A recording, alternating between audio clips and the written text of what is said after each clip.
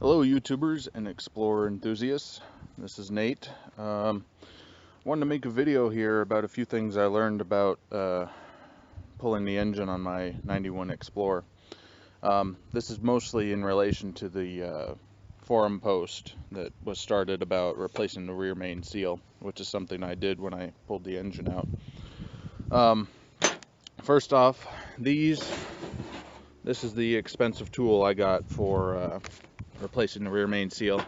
This is just a 3-inch cap, ABS, and this is a 2-inch coupler, which, as you can see, I had to shave down a bit inside. Let's see here. Let me see, just a little bit. And you want to shave more than you need, so it doesn't, as the if you're putting a sleeve in, as the sleeve expands onto the crankshaft, you don't want this sticking to it. So you want to shave off more than you need so that you can get the tool back off easily. Now, you put the sleeve on first, and to do that conveniently, this coupling fits right inside this diameter here. So it becomes one unit, and you can use this to drive the sleeve in. And once you're done with that, you use this as is to drive the seal on. This surface here, right there, that is perfect size for the seal.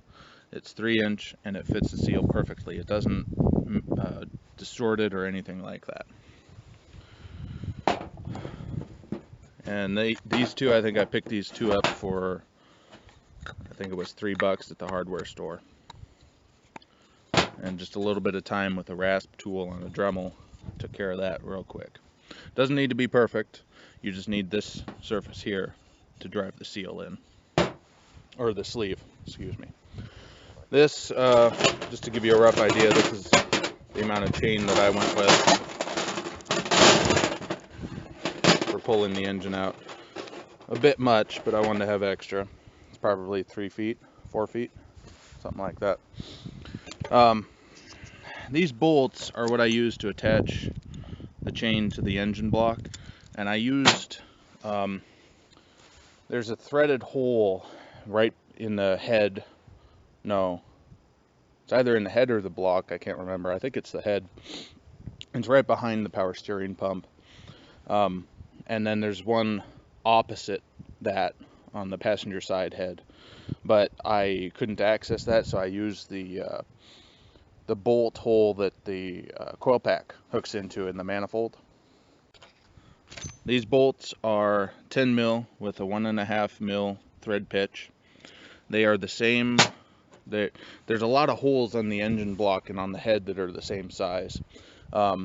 The transmission bell housing bolts are the same exact size, so you can use those if you want.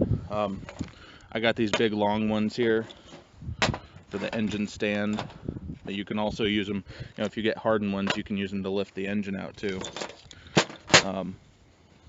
Let's see, these guys I used for the engine stand. Now, the reason I have so many washers on there is because these bolts were a little harder to find, so I couldn't find shorter ones. And then these ones here I used for the chain. Now these ones with the flange, I pulled off the transmission and replaced with longer ones because one of the holes was stripped out. But they're all the same size, so you can do pretty much, you can use any combination you want, and it's really flexible to find a point to lift the engine out. So I'll try to provide links. This isn't my idea originally. There was a post on a Ford website, I think it was Ford Trucks or something like that, where they described this procedure, so I won't take credit for that. I'll put a link in the description if I can find it. And these parts you can find at your local hardware store, or you can even buy them online on Amazon if you have to.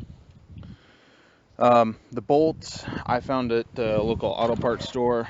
If you go to a place like Fastenal or Bolt Depot online or something like that, you'll find exactly what you need a lot quicker. But they should be easy enough to find that you can find something that'll work.